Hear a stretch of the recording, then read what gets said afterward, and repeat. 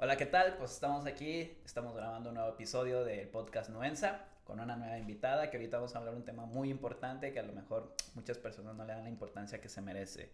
Hola, bienvenida, preséntate con la gente que no te conoce, quién eres, qué estudios tienes, a qué te dedicas, más o menos, dónde una idea de quién eres. Bueno, muchas gracias por la invitación, primero que nada, un gusto estar aquí compartiendo espacio contigo y bueno, mi nombre es Julia Gabriela Moreno Benavides, yo soy maestra en ciencias médicas y licenciada en nutrición.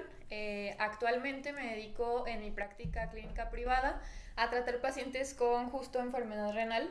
Es el área donde yo me enfoco en ellos y justamente atiendo pacientes que tienen cualquier alteración del riñón y que necesitan de una calidad alimenticia para evitar la progresión de la misma enfermedad, o si están en diálisis, en hemodiálisis, si tienen riñones pequeños y a lo mejor su riñón ya empezó a disfuncionar. Bueno, pues a todo este nicho de pacientes yo me dedico. Ok, pues ya como nos dio una probadita más o menos cuál es su área de especialidad, pues es lo que vamos a hablar. Vamos a hablar sobre la insuficiencia renal, pero la insuficiencia renal. Entonces, para antes de iniciarnos, ¿para qué nos sirve el riñón? Para comprender qué es esto, primero, cómo es que es la enfermedad, ¿para qué nos sirve el riñón, primero que nada? Sí, justo también otra cosa que me gustaría comentar antes de empezar este podcast es que justo el 10 de marzo es el Día Mundial del Riñón, entonces me parece bastante acertado también este tema, ¿no? Estar aquí Sin querer, ¿eh? sin querer concientizando pues esta parte del autocuidado de los riñones y también de que los pacientes que ya tienen alguna enfermedad pues conserven esta cuestión de cuidarse, ¿no? Y pues bueno, yendo al grano, los riñones son dos órganos que son retroperitoneales, es decir, están atrás del peritoneo que está en el abdomen. Y bueno, ¿para qué nos van a servir los riñones? Unos riñones nos van a servir para filtrar toxinas y desechos, para depurar también las proteínas que consumimos en la dieta, nos van a servir para el metabolismo de la urea, también van a producir hormonas, que eso es bastante importante para la salud en general. Producen hormonas como la eritropoyetina, que nos ayudan a tener glóbulos rojos fuertes, sanos, saludables, evitar la anemia, que igual más adelante vamos a hablar por qué se da la anemia en enfermedad renal. Y nos sirven también en una cosa muy importante que es el balance de líquidos y electrolitos, que esta cuestión es bastante importante para depurar y no hincharnos de los pies, no tener edemas, todas estas cuestiones. De estas complicaciones que a veces se dan por una insuficiencia renal, que nos vas a decir cómo podemos evitar que se hagan de una manera más grande, ¿no? Sí, justamente. Muy bien, entonces a mí yo recuerdo que en la escuela me decían que como una manera simplista de resumir a los riñones era de que eran el filtro del cuerpo de la sangre. O sea, como el filtro que tenemos en la casa o así de que de la llave pues lo abres y quita todas las impurezas, vamos a decirlo, del agua para poderla tomar, es la que va purificando nuestra sangre a rasgos generales, ¿no? Y Sí. simplista. Justamente pasa eso, que son un filtro del cuerpo y cuando disfuncionan es donde vienen todos estos problemas o todas estas complicaciones. Entonces a mí me gusta mucho explicarlo con el ejemplo que una vez en mi diplomado de nutrición renal nos dio un nefrólogo, que es la enfermedad renal es como si tú tuvieras un colador para colar un jugo de naranja. Ese colador va a tener hoyitos que van a funcionar como filtros para que una parte del jugo baje y arriba se quede el gabazo, las semillas, etcétera, ¿no? Bueno, pues la enfermedad renal funciona algo así. Todos nacemos con filtros completos de nuestros riñones, con glomérulos funcionales, con todas estas cuestiones al 100%. Entonces, tenemos lo que se llama una tasa de filtrado glomerular de 100 mililitros por minuto, por así decirlo, que es la manera de medir cómo se depuran los desechos, ¿no? ¿Y qué pasa cuando hay enfermedad renal? Estos 100 hoyitos que tiene nuestro colador se van tapando, se van esclerosando esos capilares y generan que se retengan más toxinas que las que pueden ser depuradas. Entonces, por ejemplo, me pasa mucho en consulta que los pacientes que llegan y me dicen, es que ya no me sirven los riñones porque se me paralizaron, ¿no?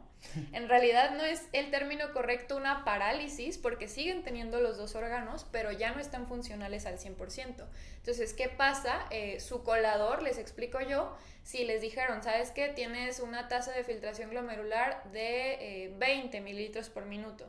¿Qué significa? Que de estos 100 hoyitos, 80 ya no sirven, o sea, están esclerosados, tapados por diferentes X o Y razones, que igual ahorita vamos a ahondar en ellas, pero básicamente a grandes rasgos pues funciona de esta manera. Siguen funcionando, pero en menor medida. Ajá, en menor medida, y muy importante también vamos a hablar de las etapas de enfermedad renal, porque no es lo mismo pensar en un paciente con enfermedad renal en etapa 3 que en etapa 5, o que en diálisis o que en hemodiálisis, ¿no? A veces falta mucha concientización sobre este punto donde un paciente renal no es igual. O sea, sí, no existe tampoco la dieta para nefrópata que a veces vemos en los hospitales, ¿no? Que pasan y ponle dieta para nefrópata. No existe la dieta para nefrópata, existe la dieta individualizada para cada uno de los pacientes con enfermedad renal. Sí, es algo mucho que hemos indagado en este podcast con diferentes temas que hemos abordado, tanto de deportes como de salud, como cualquier cosa, que la importancia de la individualización, que se haga un traje a tu medida, a la medida de tus brazos, pues exactamente igual con el tratamiento, tanto médico como deportivo, como nutricional. Entonces eso es muy importancia eso. Y una vez que hablamos para qué sirven los riñones, ¿qué es la insuficiencia renal? Bueno, sí, justo, la insuficiencia renal pues ya se las expliqué un poquito en esta cuestión de el colador, pero bueno, la pérdida de la función renal o la enfermedad renal crónica se define como una disminución sostenida de la tasa de filtrado glomerular por un tiempo de 3 meses, es decir, que en ese periodo tú ya tuviste una disminución y la mantuviste durante esos 3 meses, te haces ya candidato a diagnóstico de enfermedad renal crónica. Entonces, hay que evaluar muchísimos factores de clínica, de composición corporal y de todo esto, y el diagnóstico como tal se los va a dar pues un nefrólogo. El médico nefrólogo es el especialista 100% de los diagnósticos y tratamientos de los pacientes con enfermedad renal. Eso también es importante como aclararlo, y digo, ya se sale un poco de lo nutricional, pero es importante. No, claro que sí. Que a veces piensan que el médico internista o el médico geriatra o otro tipo de especialista diagnostica como tal o lleva los tratamientos de los pacientes con enfermedad renal. Y pasa justo lo mismo. Claro que tienen los conocimientos y claro que a lo mejor saben de estos temas, pero el que es especialista 100% es el nefrólogo como tal. Sí, es de suma importancia, tío, porque un médico pues sabe un poquito de todo, pero ya cuando te especialistas de lleno en algo, pues vas a saberlo a más detalle, como que lo ves más a detalle, más todo ese tipo.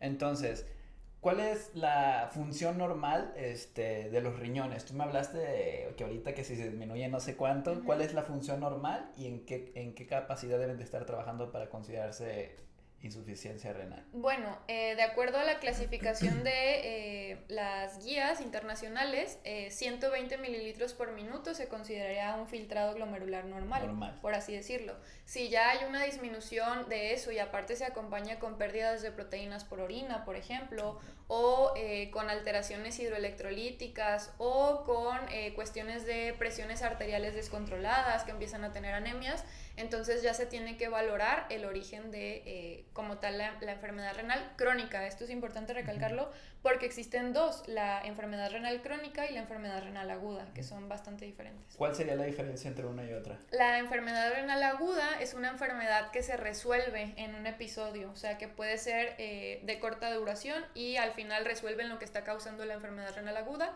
y tus riñones, por así decirlo, vuelven a estar tranquilos o sanos. Y los otros ya no. Y la enfermedad renal crónica justo pasa eso, ya no hay como marcha atrás o reversibilidad del daño.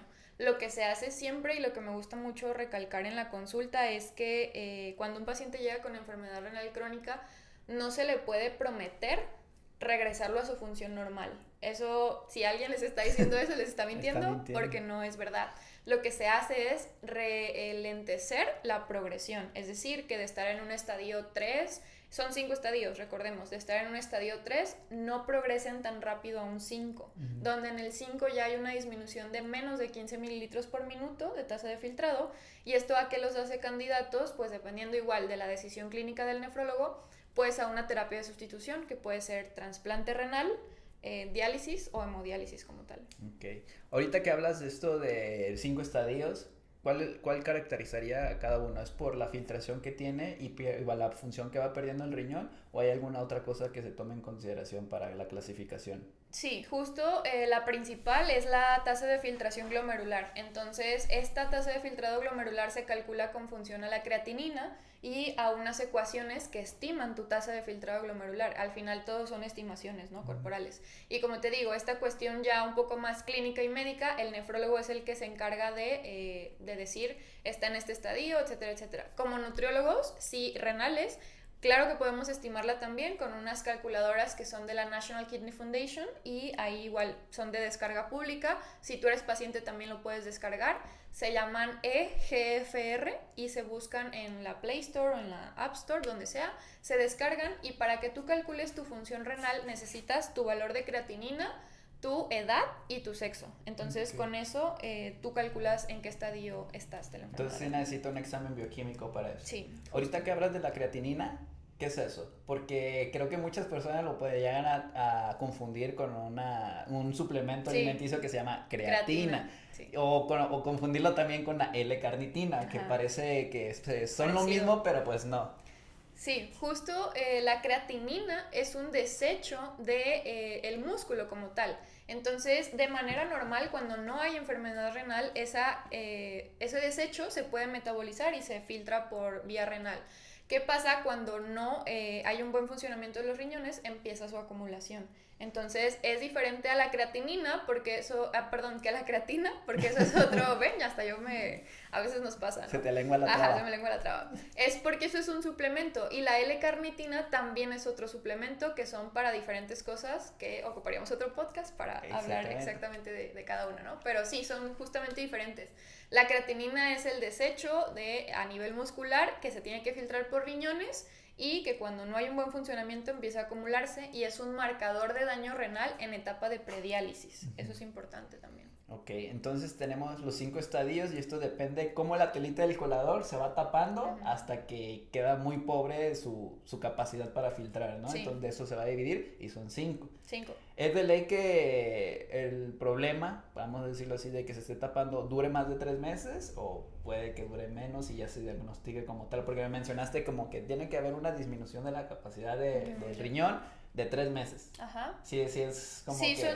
para diagnóstico crónico sí son 3 meses y también está la otra forma donde hay una disminución súbita y sostenida durante un tiempo prolongado. Entonces ya esas cuestiones de diagnóstico como tal de enfermedad renal crónica se valoran meramente por nefrología porque también va a depender de la clínica del paciente. Si es un paciente que tiene ureas muy elevadas, que eso también es un parámetro considerar en la enfermedad renal, que la urea es como tal el desecho que se produce por metabolizar las proteínas. Okay. Entonces, esta cuestión de pacientes que están muy urémicos empiezan a tener mareos, dolores de cabeza, su aliento huele como a urea como tal, como a pipí, así huelen.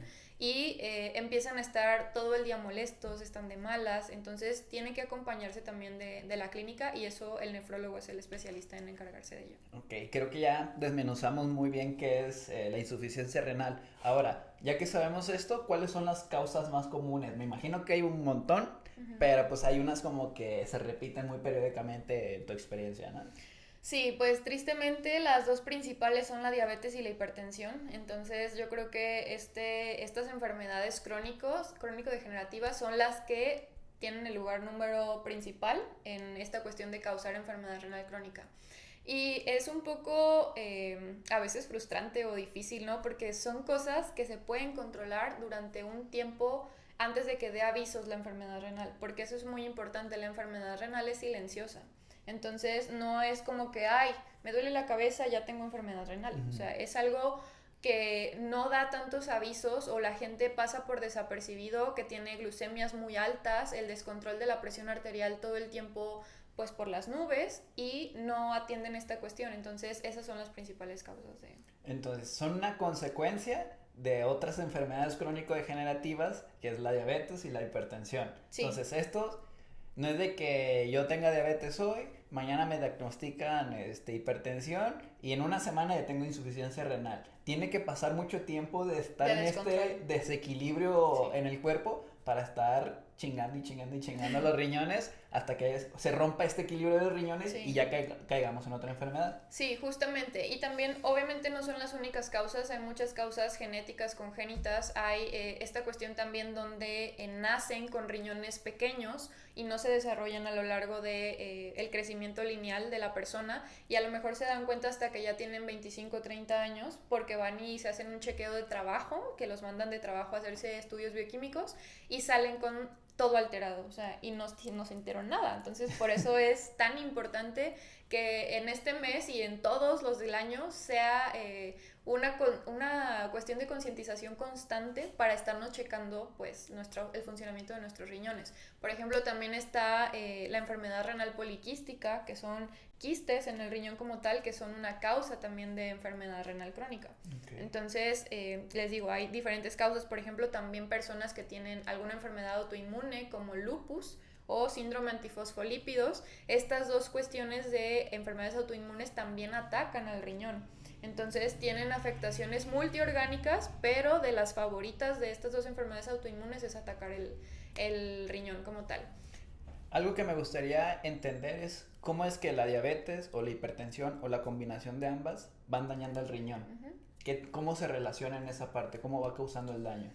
Bueno, pues justo la nefropatía por diabetes o nefropatía diabética es esta generación de estar sobrepasando todo el tiempo el umbral de la glucosa. Todo el tiempo traen hiperglucemias bastante altas, y esto se va acompañando también de la hipertensión. Entonces acuérdense que tenemos que tener homeostasis en el cuerpo, ¿no? Para estar de manera general sanos, ¿no?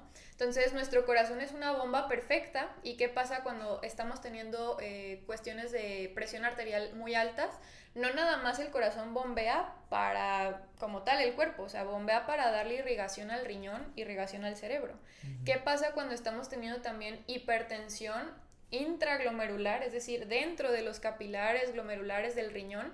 Pues es como estarlos vasodilatando. Entonces todo el tiempo están en esta cuestión de hipertensión glomerular y empiezan a disfuncionar y hay esclerosis de todo esto que ya platicamos. Okay. Entonces por esa razón se pierde la función renal. Entonces, resumiendo un poquito esto de las causas, generalmente es una hipertensión y una diabetes mal cuidadas, aunque pudiera desarrollarse por otras cuestiones, por ejemplo, congénitas, de que no tuvieron un buen desarrollo de los riñones. ¿Hay alguna otra ajena, o sea, que pueda detonarse una insuficiencia renal que sea común o no? Sí, las cuestiones agudas también pueden ser por deshidratación, entonces también eso es algo importante. Y también otra cosa que he visto mucho también en consulta son pacientes que tuvieron COVID grave y que esta cuestión de COVID grave los llevó a estar intubados por a lo mejor algún tiempo y tuvieron algún descontrol de balance de líquidos y electrolitos por el mismo curso, claro, de la enfermedad. Y entonces esta disminución de oxígeno al riñón y disminución de hidratación también les hizo una lesión renal como tal, en ese momento aguda, pero que si eran pacientes ya añosos o que a lo mejor tenían hipertensión o diabetes, pues esto detonó el diagnóstico como tal. Lo aceleró, vamos a decirlo de esa manera.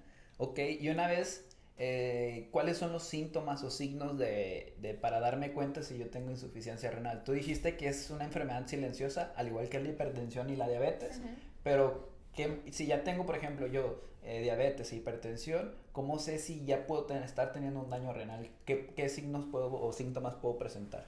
Bueno, justo una manera certera de darnos cuenta es hacer estudios bioquímicos. Entonces, en estos estudios bioquímicos, con un simple estudio de examen general de orina y una química sanguínea, por ejemplo, podemos darnos cuenta si hay parámetros alterados, incluyendo, por ejemplo, a la creatinina, a los valores de urea. Entonces, de esta forma ya nos podemos ir dando cuenta de si el riñón está bien conservado o no. También otra de las cosas que es importante que sepan es que cuando hay diabetes se tienen que estar haciendo chequeos periódicos del funcionamiento del riñón, por esto que ya platicamos, y pedir microalbuminuria en orina, porque eso es muy importante, porque bueno, ahorita no tengo una tabla como tal para que ustedes la vean, pero en la tabla de clasificación de enfermedad renal aparece una categoría de los niveles de filtración glomerular y al lado de la albuminuria como tal, o sea, la pérdida de esta proteína en orina. Y mientras más grave sea la cantidad que está tirando el paciente, más rápido progresa al siguiente estadio. Entonces es como un semáforo, ¿no? Si estás tirando muy poca albuminuria en orina, entonces tienes todavía chance de que vaya medio lento tu progresión de enfermedad. Pero si a lo mejor tu albuminuria está, pero si bien alta, más de 300 miligramos, entonces te vas a ir progresando muy rápido hasta el estadio 5. Entonces, ¿Qué es el último? ¿Qué es el último? Pero no hay así como dolor de cabeza sí, o algo así. Justo cuando los pacientes ya están muy urémicos, o sea que tienen ureas bastante altas, comienzan, el primero es el fetor urémico, o sea, si tú te la arrimas a una persona, te llega el tufo, ¿no? Así de olor a pipí, literalmente. Mediante la boca. Mediante la boca. Entonces ese puede ser uno. Otro es que tienen, pues obviamente sus presiones arteriales descontroladas y sus niveles de glucosa también se suelen descontrolar. Otro también es que al momento de orinar se empieza a ver esta cuestión de espuma en orina. Okay. Entonces, la orina espumosa no es normal. Eso es algo que se tiene que concientizar también a la población, porque a veces como que orinamos por default, ¿no? O sea, no estás como que revisando tu orina. Sí. Y eso también es importante, porque es una manera de darnos cuenta si estamos tirando proteínas por orina. La orina muy espumosa habla de que algo no está bien en el filtrado. Entonces, eso es importante. Es algo de alarma, entonces. Sí, algo de alarma. Y pues también, digo, no es que nos pasemos analizando, pero también el color para saber si tenemos una buena hidratación, porque a veces pues, ni eso nos damos cuenta. Entonces sí es importante. Sí, justamente. Muy bien, y el diagnóstico como tal, ya dijiste que lo hace un nefrólogo, pero ¿qué, vamos a decir, protocolo debe seguir? Porque por ejemplo, yo llego y digo, no, pues tengo insuficiencia renal, no, pues ¿por qué? O sea, ¿cómo es ese protocolo de decir, no soy, así soy? Ok. Hay criterios diagnósticos clínicos, como te digo, de la pérdida sostenida por 3 meses o otros parámetros clínicos que ellos toman en cuenta, y también se tiene que pues siempre evaluar los estudios de laboratorio. Entonces esto sería como la cuestión más, el eje central de un diagnóstico de enfermedad renal como tal, y también siempre estar checando nuestros riñones, que él es el experto en dictaminarlo pues, pero un ultrasonido renal también nos puede dar algunos datos de anomalías renales. Por ejemplo, esto pasa mucho en pacientes que tienen riñones pequeños. Entonces van y se hacen un chequeo de rutina y por el trabajo o X razón y salen con los riñones pequeños o no desarrollados. Entonces siempre lo principal va a ser exámenes bioquímicos, ¿no? Que nos arrojen datos concretos de lo que está pasando en el cuerpo mediante exámenes de orina, ¿o qué? Ajá, mediante exámenes de orina y de sangre. Entonces, también otra cosa importante es que a veces, no sé si has escuchado que la gente dice, me duelen los riñones, ¿no? Y se agarran, ¿no? Sí. Entonces, sepan que los riñones no duelen porque no tienen inervación nerviosa en la corteza. Duelen cuando a lo mejor hay una pielonefritis o alguna cuestión de infección en los uréteres, o sea, en otra parte completamente diferente que no es el riñón, externa, que de eso se encargan, por ejemplo, los urólogos. Esa es la diferencia a lo mejor en el tratamiento de un urólogo a un nefrólogo, ¿no? Uno se encarga meramente del frijolito, del órgano que parece frijol, y el otro se encarga de vejiga, vías urinarias, todas estas cuestiones, ¿no? Entonces, los riñones como tal, pues no duelen. Entonces, si ahí hay que les está molestando algo, pues probablemente sea algo lumbar o probablemente sea una infección. Sí, porque sí es muy común eso de, ay, que me duele acá atrás, yo creo que me duele un riñón. Ajá, sí, okay. Justamente. Entonces, descartamos, mira, ya matamos un mito aquí de ese tipo. Sí. Muy bien, ¿y cómo es el tratamiento? Ahorita hablamos de lo nutricional, pero a rasgos generales, en tu experiencia, esto de las hemodiálisis, las diálisis, ¿en qué consiste? ¿En qué otros medicamentos? ¿Cómo es este tratamiento para la insuficiencia renal? Bueno, justo me gustaría dividirlo en dos partes. Los pacientes que están en prediálisis, que son aquellos que se encuentran fuera todavía de una terapia de reemplazo renal, como la diálisis o la hemodiálisis. Entonces, para estos pacientes que están en prediálisis, el eje rector de su tratamiento para evitar la progresión o para que brinquen de manera progresiva o rápida a un tratamiento de sustitución renal es una dieta basada en plantas y controlada en proteínas, dependiendo del estadio en el que se encuentren, que igual ahorita lo vamos a abordar más adelante, ¿no? Y también el médico trata cuestiones de hipertensión glomerular, de cuestión de alfa-cetoanálogos para saber si el paciente los necesita o no. Entonces, estas cuestiones médicas van centradas justo en controlar la presión dentro del riñón y de controlar la proteinuria, de ver si el paciente a lo mejor ya cursa con anemias crónicas. Pues bueno, a lo mejor ellos indican eritropoyetina inyectada, porque eso es importante también que lo sepan. que cuando el riñón ya está enfermo, pues no hay manera de que sintetice esas hormonas que normalmente lo hacía, ¿no? Comúnmente cuando estaba sano. Entonces, ¿qué se hace? Se utilizan la vía exógena, que son inyecciones de eritropoyetina. Las unidades van a depender de la indicación del médico y de la severidad de la anemia. Entonces, también hay una cuestión de suplementación bastante grande que ellos tienen que hacer como médicos, por ejemplo, de vitaminas del complejo B, de ácido fólico, de todas estas cuestiones para prevenir anemias. Entonces, esas cuestiones de suplementación, pues como tal, las hace él, y también de medicamentos. Cuando ya se tiene una terapia de reemplazo renal como tal. Aquí terminó la primera parte. Ajá. De prediálisis. Sí, ¿Cómo la llamaste? Prediálisis, sí. Y ahorita vamos a entrar a la segunda. Ajá. Ya cuando están en diálisis. Terapia de reemplazo renal, ajá. Las terapias de reemplazo renal, yo creo que también tú has escuchado eso, ¿no? De que me van a meter a diálisis y ya me voy a morir. O me van a dar hemodiálisis y ya, esto es el fin, ¿no? Es como el estadio último. Entonces, también me gustaría que se hiciera más conciencia sobre esto, que las terapias de reemplazo renal son justamente eso, un reemplazo del riñón que ya no te funciona. No son literalmente tu carta de defunción. ¿Por qué? Porque si tú tienes un buen tratamiento con tu nefrólogo y aparte tienes un buen tratamiento nutricional, sí o sí se te garantiza una calidad de vida. Por el tiempo que tú estés dispuesto también a cooperar, ¿no? Entonces, bueno, volviendo al eje central de la pregunta, las terapias de reemplazo renal funcionan como un riñón artificial, ¿no? Okay. La diálisis va a funcionar con una cuestión de, acá en el peritoneo se van a hacer estas bolsas que a veces vemos en algunas personas que tienen alguna bolsita colgando, ahí se va a hacer el filtrado que normalmente hacía el riñón y se utiliza el peritoneo como membrana de filtración. Entonces, se pone adentro una solución dializante, que son las bolsas de diálisis, que hay de diferentes colores también, esto va a depender del diagnóstico del paciente. Y bueno, este líquido dializante va a eliminar las toxinas y las va a desechar por la bolsita gemela que está abajo, ¿no? Entonces, son dos líquidos, el líquido que está infundido y el líquido que sale con las toxinas del paciente. ¿Y qué pasa con la hemodiálisis? Bueno, en la hemodiálisis puede haber dos formas de realizarla. Una es con una fístula arteriovenosa, donde se unen una arteria y una vena. Eso lo hace un médico. Y se conecta por ahí al paciente a través de una aguja y se conecta a la máquina de hemodiálisis. O también se puede con un catéter. El catéter también lo ponen en algún sitio. Y ese tiene las mangueritas de entrada y salida, una va a la máquina, la otra te regresa tu sangre, ¿no? Entonces, estas cuestiones de diálisis y hemodiálisis es importante recordar que no son el riñón humano, entonces cometen errores. ¿Qué errores cometen? Pues de seleccionar no nada más toxinas que van a eliminar, sino también seleccionan proteínas, vitaminas, minerales y cosas buenas que ocupa el cuerpo. Okay. Por esa razón se tiene esa creencia de que estas dos terapias pues te llevan más rápido a fallecer, ¿no? Porque los pacientes se desgastan tanto y si no tienen una reposición de estos nutrientes que pierden, pues el cuerpo no aguanta y se deteriora. Se desnutre, vamos a decir. Claro. Entonces, la diálisis es esta bolsita que pueden traer y los desechos se quedan en la bolsita externa.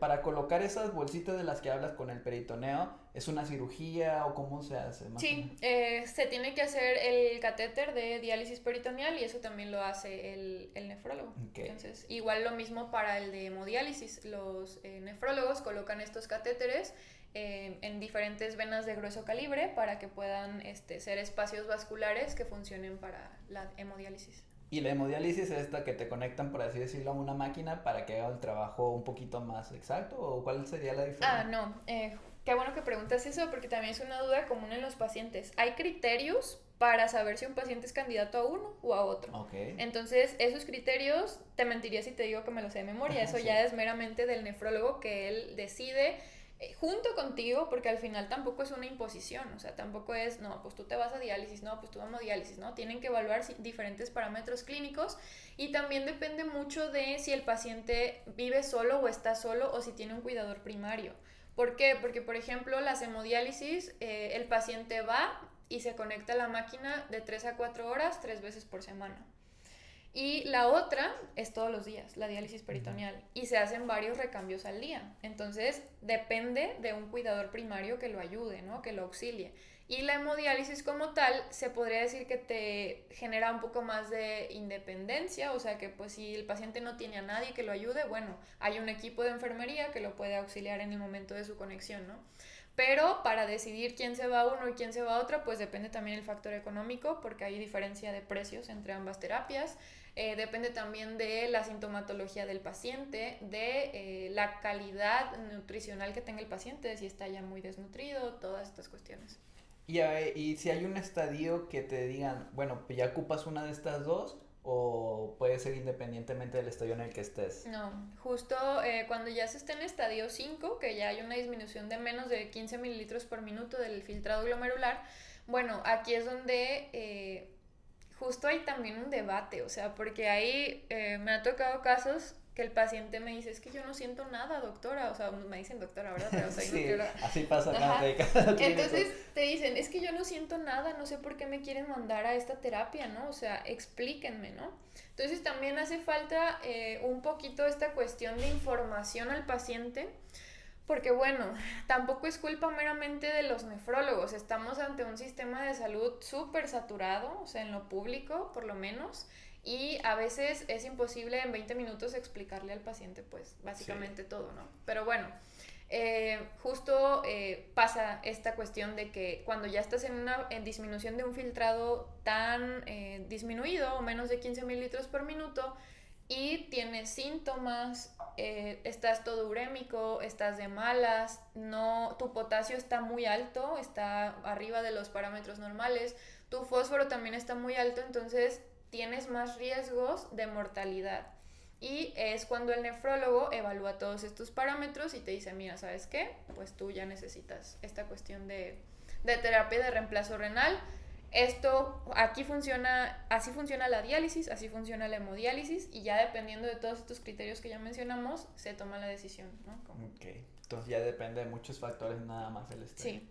Ok, y ya adentrándonos un poquito más en tu área, me imagino, el tratamiento nutricional creo que juega un papel muy importante en estos pacientes. ¿Cómo se lleva? Por ejemplo, algo que tiene mucho debate, creo que en cuanto a los nefrólogos contra las personas sanas es la cantidad de proteína. Entonces, estas personas tienen un rango de calorías normocalóricos o tienen que hacer un déficit o un superávit. ¿Cómo trabajan en cuanto a la cantidad de calorías que le van a dar a un paciente así? Sí, justamente es un muy buen punto y es bastante importante aclararlo. Cuando hay una enfermedad renal como tal, las guías internacionales nos dicen que las dietas muy bajas en proteína para estos pacientes que están en prediálisis, eso es importante aclararlo. Si tú estás en hemodiálisis o diálisis, esto es harina de otro costal, ¿no? Primero vamos a hablar de los predialíticos.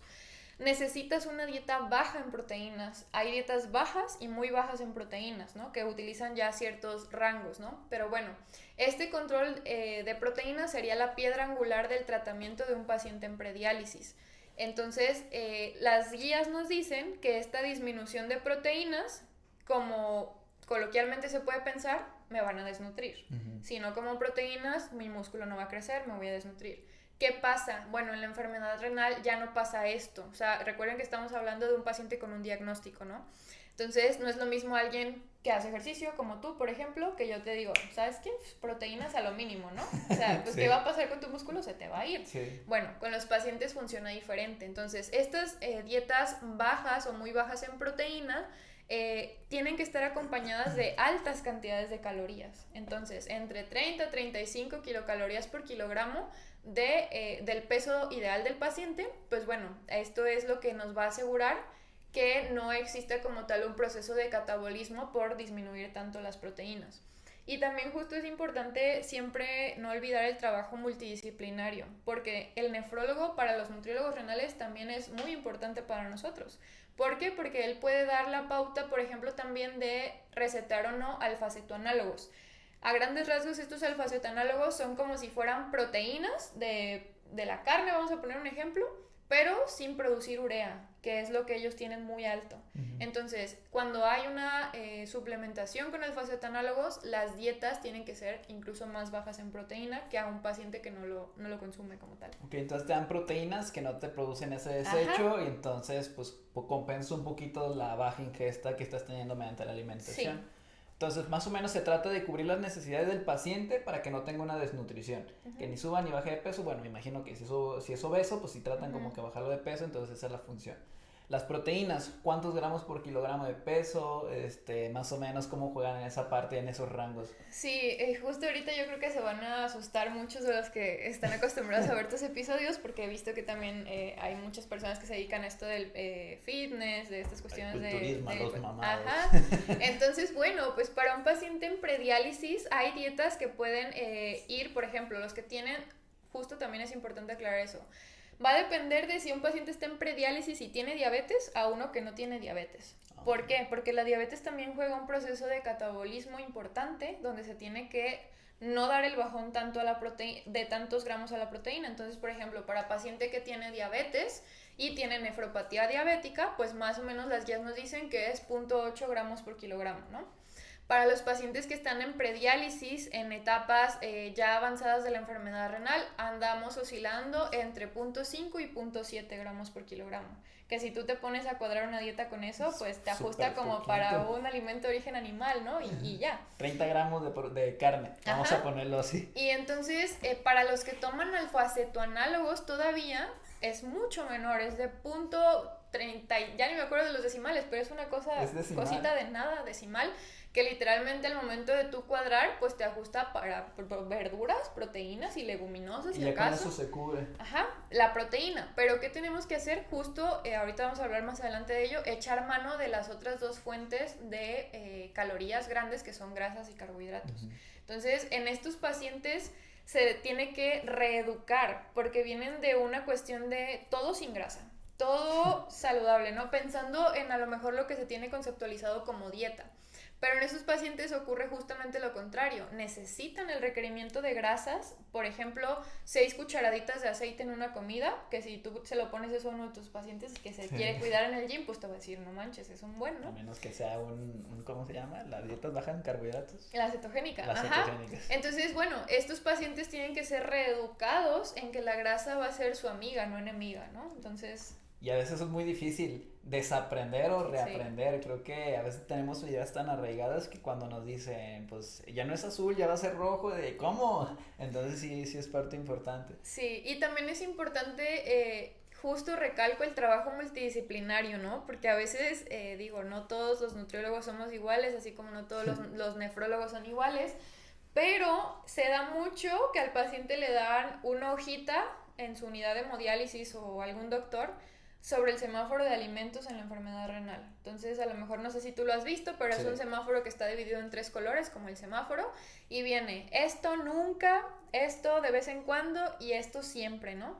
Y entonces llegan contigo al consultorio y tú les empiezas a decir que lo que dice en su hoja de nunca, pues sí lo pueden comer, ¿no? Sí. Pero con ciertas pautas, ¿no? Entonces es deconstruir una idea que ellos tienen y volver a aprender una nueva. Y esa es la labor que también tenemos como nutriólogos en cuanto a la educación nutricional de las personas dependiendo del contexto. Sí. Vamos a abrir un poquito más el panorama de las proteínas de manera general, porque a lo mejor mucha gente no dimensiona la cantidad de proteína que debe consumir un paciente renal. Entonces, aquí estamos hablando sobre una situación clínica. Entonces, para que se den una idea, una persona normal, sedentaria, sin ninguna enfermedad, las recomendaciones de proteínas, dependiendo de la bibliografía, puede ser de 1.2, 1.4, 1.6 gramos por kilogramo de peso.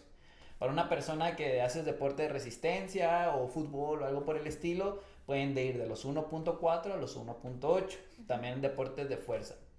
Pero por ejemplo, las recomendaciones para una persona que quiere aumentar su masa muscular, obviamente que sea sana, obviamente que haga entrenamiento de fuerza y que entrene bien para justificar esa ingesta de proteínas, pueden ir desde los 1.6 y hay bibliografías que marcan hasta 3 gramos por kilogramo de peso al día.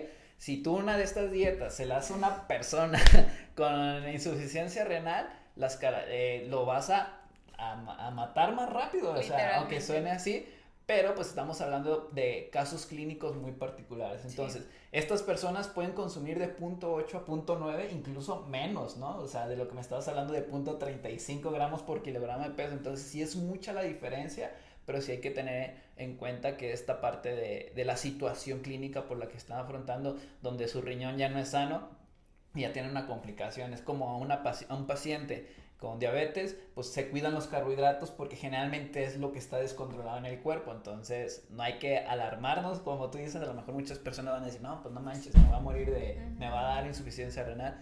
Siempre hay que contextualizar y pues aquí estamos hablando de una situación patológica. Entonces, muy importante. ¿Algo más que abordar el tratamiento nutricional de las proteínas o pasamos al siguiente? Sí, pues justo la otra parte que nos faltaba, la de hemodiálisis o diálisis peritoneal, donde los requerimientos en estas personas son más altos. ¿Por qué? Porque tienen un desgaste. Es como que la máquina no es tan lista, como ya lo hablamos, y también jala proteínas y hay pérdidas de aminoácidos importantes que van a ir desgastando su músculo. Entonces, en estas personas podemos comenzar de 1.2 hacia arriba, dependiendo también de la urea que estén generando los pacientes y de la composición corporal, que eso es bastante importante también que lo mencionemos, ¿no? Porque no va a ser lo mismo un paciente que está el puro huesito, literal, y lo mandaron a hemodiálisis, obviamente se nos va a ir muy rápido su deterioro del estado nutricional. Entonces, a lo mejor ahí tenemos que jugar un poquito más con rangos más arriba, ¿no?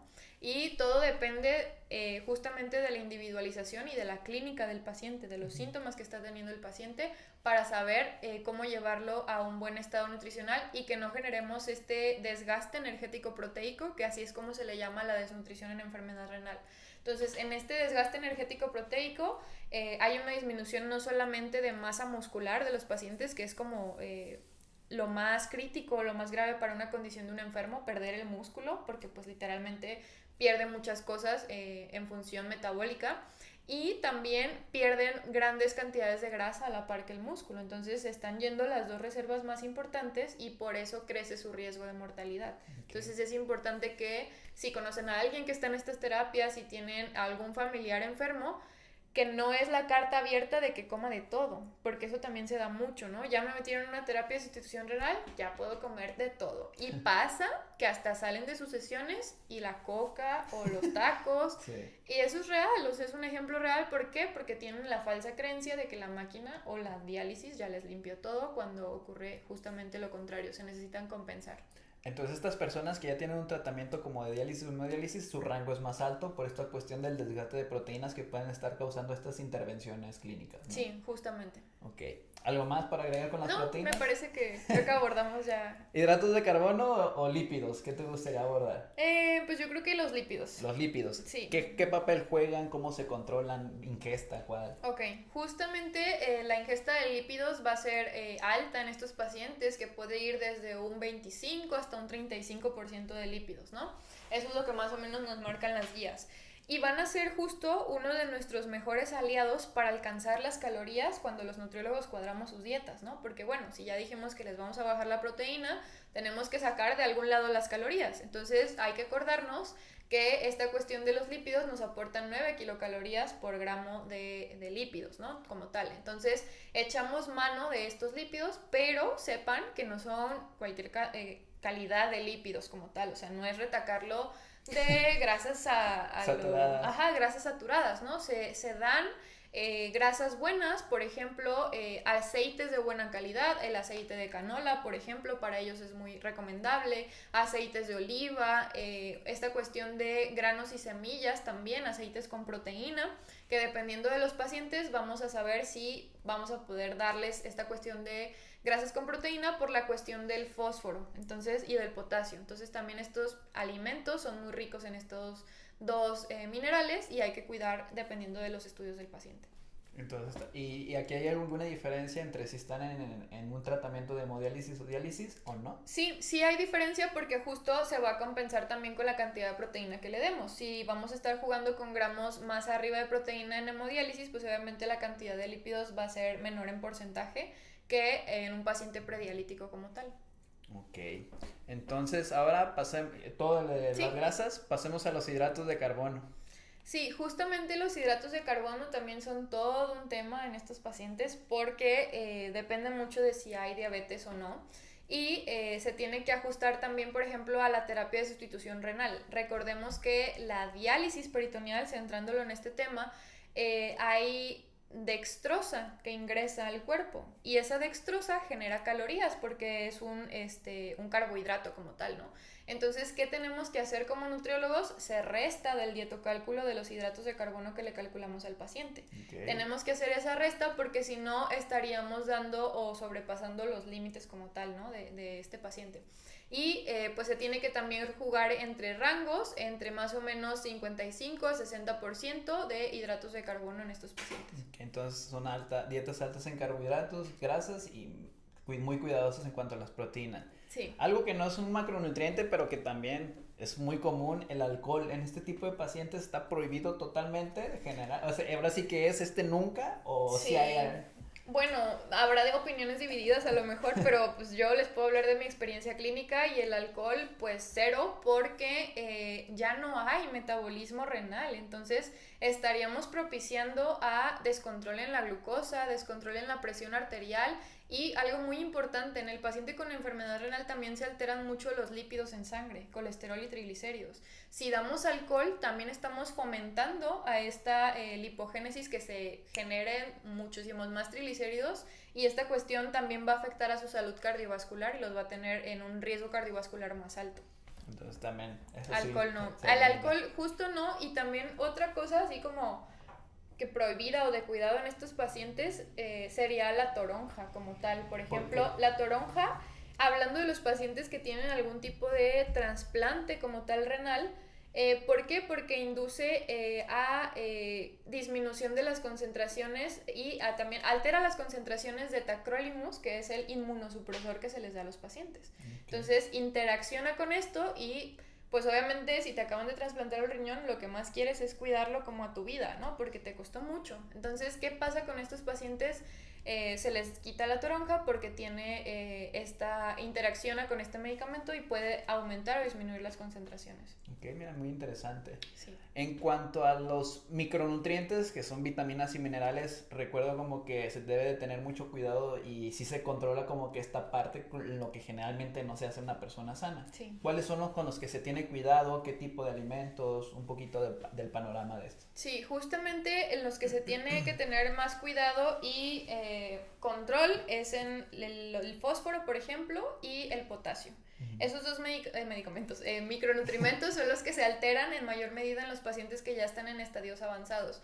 Y algo que me gustaría decirles a todos los que nos están escuchando, sean pacientes o no, y nutriólogos, que es importante, no restrinjan estos minerales, por favor, nada más porque lo dice el libro. Se restringen si el paciente tiene esos minerales alterados en sangre. Okay. ¿Por qué? Porque si no caemos en restricciones innecesarias. Ahí tienen al paciente sin jitomate, sin chile verde, sin aguacate, sin estos alimentos que son ricos en potasio, nada más porque vieron que la dieta del paciente renal pues no lleva potasio, ¿no? O tiene que controlarse en potasio. ¿Y qué pasa? Los pacientes necesitan esos alimentos si no tienen alteración en sus niveles sanguíneos. O sea, todo cabe en un jarrito sabiéndolo acomodar. Podemos cuadrarles ahí algunos alimentos moderados o altos en potasio para que también su dieta sea más rica y apetecible. Porque justamente pasa mucho esto, como hay restricciones también no nada más de macros, sino también de micros, no pueden comer todas las verduras como tal a libre demanda. O sea, si hay un paciente que tiene un potasio de 7 o un potasio de 6, bueno, tenemos que hacer su cálculo para que consuma ciertos miligramos de potasio. Entonces, estos miligramos de potasio los vamos ahora sí que a cuantificar en su mayoría en verduras, en frutas y esto nos va a dar la pauta de saber, bueno, le vamos a dar moderados, altos o bajos en potasio o le podemos dar de los tres, pero bien cuantificados. Entonces, tenemos que tener ahora sí que nuestras bases de datos bien actualizadas de cuánto potasio hay en tantos gramos de alimento. Okay. Entonces, ¿hay alimentos que sí de plano se tengan que prohibir como tal? No. O no, más que ese caso exclusivo de la toronja, ¿no? Pero no hay un alimento extra aparte de que digas, no, un enfermo renal ni de chiste. No, como tal no. Bueno, agregaría por lo menos a la carne roja como tal. ¿Por qué? Porque ya hay mucha evidencia científica que nos dice que la carne roja produce más urea o tiene más impacto en esta cuestión de los niveles de urea del paciente y es necesario restringir su consumo. ¿Por qué? Porque a nivel intestinal también hace que se fermenten bacterias buenas y malas en el colon y se produzcan algunos metabolitos como el P-cresol, el indoxil sulfato, que nos van a llevar a producción de mayor cantidad de urea. Entonces, yo recomendaría que si tú tienes un paciente con enfermedad renal, por lo menos la carne de res roja se la restrinjas y pues esto va a dar pauta a que sus niveles de urea estén más bajos. Entonces, todas las demás frutas, verduras se pueden dar, pero dependiendo de los cálculos, la situación del paciente, Sí. si están alterados realmente los electrolitos del potasio y el fósforo en sangre. Sí. Si no, una dieta normal en cuanto a frutas y verduras, o si se sigue controlando. Normal y no, porque también tenemos que educar al paciente a saber qué hacer cuando ahorita está normal en potasio, pero que si a lo mejor ya se le subió, qué va a hacer con esas cuestiones de combinación de verduras. Entonces, bueno, a mí me gusta educarlos señalizándolo, por ejemplo, clasificándolo, las que son bajas en potasio, las que son moderadas en potasio y las que son altas en potasio. Entonces, de esta manera es más sencillo para el paciente que yo le explique cuáles sí y por qué, y cuáles de manera ocasional o moderada y por qué, y cuáles de plano en este momento de que yo vi sus estudios no se puede, o sea, por la cantidad de potasio tan alto que tiene, o se pueden, pero en muy poca cantidad. Entonces, estos pacientes tienen que estarse haciendo chequeos ¿Cada cuánto, mes? cada mes. Cada mes, más o menos. Cada mes, cada 3 o 4 semanas son las citas de valoración para verificar que realmente tengan alterado una cuestión o no. Porque justamente pasa que a veces llegan a consulta y es que se me olvidaron mis estudios de laboratorio. Entonces, los nutriólogos renales no podemos trabajar a ciegas, no tenemos un scan para ver cómo está su potasio, su fósforo, su creatinina, su urea, si subió, si bajó, etcétera, ¿no? Entonces, es 100% importante que siempre a consulta de nutrición renal acudan con sus estudios de laboratorio, que son química sanguínea, una biometría hemática completa, electrolitos séricos completos, porque de esta manera vemos el fósforo, el potasio, el calcio, el magnesio, y el examen general de orina y el perfil de lípidos, para que de esa manera pues podamos evaluar realmente que sí, que no, por qué. Entonces, también me gustaría recalcar y hacer conciencia en que la enfermedad renal es cara, no es barata. Entonces, de verdad, si en algo puedo aportar en sus vidas y en sus riñones y en el cuidado de sus riñones, cuídenlos porque es una enfermedad que es bastante cara y bastante difícil en todos los aspectos, tanto físicos como emocionales.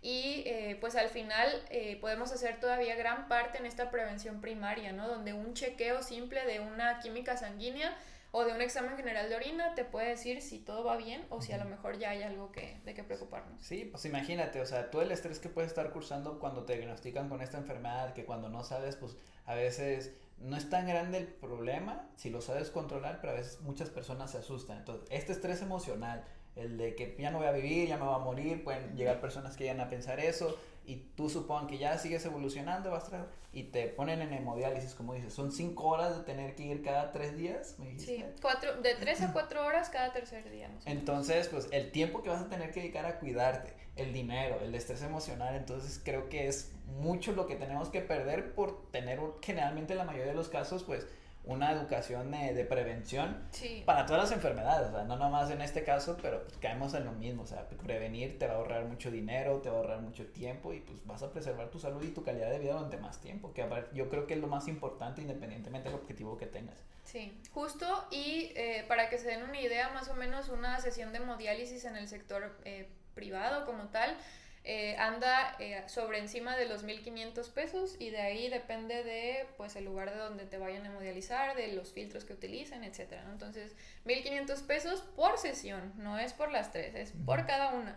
Entonces es eso, más la cita con el nefrólogo, más la cita con el nutriólogo, más tus medicamentos que el seguro ya no te puede dar porque hay desabasto, o la sesión de hemodiálisis que tú tienes que pagar porque ya en tu seguro social están saturados, entonces pues te mandan a que o te la haces o pues literal ya no vives, ¿no? Entonces hay muchas cosas muy importantes que concientizar y que ponernos en los zapatos del paciente con enfermedad renal es muy importante. Si tú eres nutriólogo y a lo mejor te dedicas a lo que se dedica Rey, que por ejemplo que es cuestiones estéticas y todo eso, y te cae un paciente con enfermedad renal, le harías un favor derivándolo con alguien que es especialista, porque luego me han tocado casos donde caen en manos equivocadas, que por cuestiones de que, bueno, yo lo voy a atender porque yo sí sé, porque en la escuela me dijeron y yo tengo ahí mis notas, y me llegan con dietas de 1.2 gramos por kilogramo y el paciente ya está en estadio 5.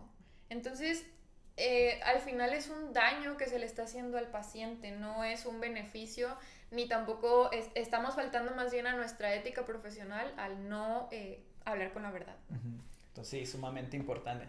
En cuanto a la actividad física, ejercicio en estas personas, ¿hay alguna contraindicación? ¿Pueden hacerlo de manera libre o sabes algo al respecto? Sí, justo hace como 3 días tuve un Instagram Live con una fisioterapeuta renal y hablábamos de esta cuestión del ejercicio, donde hay toda una controversia y un debate sobre que a los pacientes que ya les detectan enfermedad renal literalmente los quieren tener ahí estáticos, sin hacer nada, ¿no?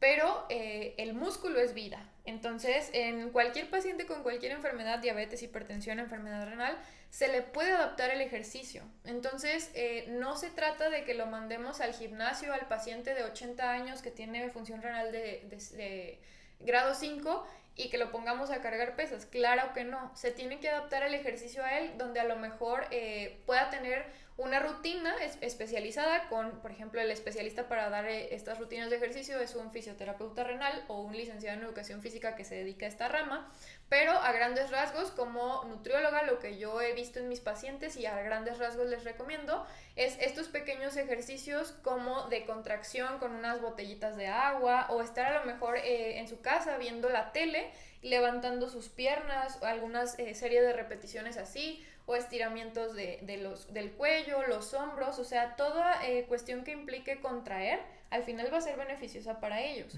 Entonces, no hay que incapacitar al paciente por tener este diagnóstico de enfermedad renal, ¿no? A veces hay controversia porque dicen que mi nefrólogo me dijo o mi médico me dijo que ya, cero ejercicio porque estoy tirando proteína y pues me dijo que me va a perjudicar, ¿no? Bueno, ya hay mucha evidencia científica que habla sobre la proteinuria y el ejercicio. Entonces, un ejercicio bien llevado con una buena rutina no tiene por qué aumentar la progresión de tu enfermedad renal. Al contrario, va a beneficiar muchas cosas, tanto al corazón, porque pues tú sabes que tiene este efecto donde se controla la presión arterial que nos genera al hacer ejercicio de resistencia y también el cardiovascular, aumenta su fuerza muscular y los años de calidad de vida del paciente. O sea, el que tú seas capaz de levantarte solo de una silla, de ir al baño tú solo sin apoyo, de vestirte solo, hablo de pacientes que ya tienen edades avanzadas, por ejemplo, que son adultos mayores, eso va a ser la diferencia entre los años con calidad de vida a el paciente que pues literal le dijeron no haga nada, usted tranquilito, nomás en su sillón, postrado en cama incluso, donde a veces pueden tener úlceras por presión y ya se les complica con alguna infección y se van y ya. Entonces el ejercicio también es importante para es este grupo de pacientes. puede ser una buena herramienta siendo bien llevada, ¿no? Sí, justamente. Okay. ¿Qué pasa si, por ejemplo, ya soy diagnosticado y no me cuido? ¿Qué complicaciones puedo tener? ¿Me puede derivar en otras enfermedades, la muerte o qué puede pasar si no me cuido la enfermedad renal? Sí, pues justamente yo creo que lo que pasa en todas las enfermedades pues te lleva a un desenlace fatal, o sea, indudablemente. Nadie puede asegurar el tiempo porque eso depende del estadio, de la función, de todas estas cuestiones que ya platicamos. Pero pues sin duda sí lleva un desenlace fatal, o sea, una fatalidad. ¿Por qué? Porque recordemos que te vas a intoxicar, todo el tiempo vas a estar intoxicado, tus niveles de urea van a estar muy altos, como ya tampoco se pueden filtrar minerales, entonces tu potasio siempre va a estar muy alto, tu fósforo también. ¿Qué pasa cuando los pacientes no controlan su potasio, por ejemplo? Bueno, tienen más riesgo de un evento cardiovascular como un infarto, por ejemplo, y cuando tienen su fósforo muy alto, tienen más riesgo de calcificaciones microvasculares, es decir, que tus arterias se vuelvan rígidas y se endurezcan. Entonces, todo eso te lleva a evento cardiovascular y pues puedes terminar en un desenlace fatal si decides pues abandonarte, que al final eso es lo que estaría pasando, tienen un abandono ante la enfermedad y yo les digo siempre que un diagnóstico es como un duelo, entonces tienes que pasar por las diferentes etapas de este duelo para que tú vayas acompañado, o sea, porque también es algo impactante, tengo pacientes que estaban como tú y como yo aquí muy tranquilos platicando y de la nada al día siguiente, un suponer, se desmayaron, les hicieron el montón de estudios, pues toma, tienes enfermedad renal, ¿no? Y ya estás en estadio 5, estás joven, pero bueno, sí puedes entrar al protocolo de trasplante, pero mientras necesitas diálisis o hemodiálisis, ¿no? Entonces, mentalmente, ¿cómo analizas y cómo asimilas todas estas cuestiones que te están pasando? Sí o sí, yo siempre recomiendo el acompañamiento psicológico y psicoterapéutico porque es, yo creo que la piedra angular también de esta calidad de vida, porque no nada más es, ay, échale ganas, oye, te dio enfermedad renal, pero no importa, mira, el sol está bonito, no, porque al final ni a ti te están dando los calambres que les dan, la uremia que tienen, la comezón de tener el fósforo tan alto, o sea, los síntomas los están cargando ellos, ¿no? Y esta cuestión emocional del diagnóstico, por eso siempre se tiene que empatizar con el paciente, ¿no? Y pasa también mucho que tenemos que tener como nutriólogos todo el conocimiento sobre la patología, o sea, no nada más de los alimentos, sino también sobre la patología, porque por ejemplo, puedes encontrarte a un paciente que toma un medicamento para disminuir su glucosa y tiene enfermedad renal, ¿no? Hay uno muy común que se llama empaglifosina, y esta empaglifosina lo que va a hacer es que elimina gran cantidad de glucosa de la sangre para que tus niveles se controlen, pero la tira por orina. Entonces, si tú ves un examen general de orina y el paciente tiene 1000 de glucosa, ¿tú qué haces, no? Si no supieras, lo regañas. No se está cuidando, de seguro ni está haciendo la dieta. A ver, ¿por qué le salió glucosa, tanta glucosa en la orina? A ver, cuéntame qué está comiendo. De seguro ya se fue al montón de carbohidratos. Y entonces tú empiezas y el paciente todo frustrado porque a lo mejor hizo todo bien o lo mejor que pudo. Y tú, porque no conoces el metabolismo mecanismo de acción, perdón, de ese medicamento, pues ya te lo llevaste en el regaño, ¿no? Entonces, sí es importante conocer, pues ahora sí que el funcionamiento renal en general y las interacciones médico-alimentarias de los medicamentos. Okay. Y si una persona se cuida y es muy estricta y muy rigurosa, hace ejercicio, va a sus terapias o antes de que le recomiendan hacer una terapia de reemplazo, se cuida bien, puede vivir con eso siempre y mantener una buena calidad de vida si es muy estricto en ese aspecto. Claramente sí, hay testimonios de pacientes que se mantienen a lo mejor en prediálisis 7, 8, 9, 10 años, o sea, y eso también hace una diferencia en tu calidad de vida de a lo mejor tener que estar el mismo tiempo pero en una terapia de reemplazo renal, que ni una cuestión ni otra es mala o es un fracaso entrar a una terapia de sustitución renal. Hay que aclarar ese punto donde no fracasaste porque hiciste todo y de todas maneras tu riñón ya no jaló. O sea, o a lo mejor ya estabas en una etapa tan avanzada que aún haciendo todo esto que ya platicamos, pues para vivir necesitas la diálisis o la hemodiálisis. No es un fracaso, es una oportunidad o una rama de vida que te dan estas terapias de sustitución renal, que al final para eso se crearon, para dar vida o prolongar la vida de los pacientes. Y también algo muy importante es concientizar sobre la donación de órganos. ¿Por qué? Porque un trasplante renal hace la diferencia entre la calidad de vida de un paciente con enfermedad renal. Ok, entonces, porque puede, no sé, me imagino que puede ser el caso que una persona la diagnostiquen y él conoció a una persona que tenía el mismo problema, no, pues ya me voy a morir, entonces como que no hacen esta lucha por llevarla de mejor manera, entonces que el hecho de que una persona se puede mantener en prediálisis durante 9, 10 años, creo que es una gran ventaja a tu calidad de vida y todo esto que hablamos. Sí, justamente tampoco es que yo ahorita me vayan a echar luego la culpa de que ahí dijo que 10 años en prediálisis y eso tengo que durar. No, o sea, todo es un traje a medida y todo es individualizado. También otra cosa muy importante que me gustaría recalcar es que no puedes estar en prediálisis por capricho como tal.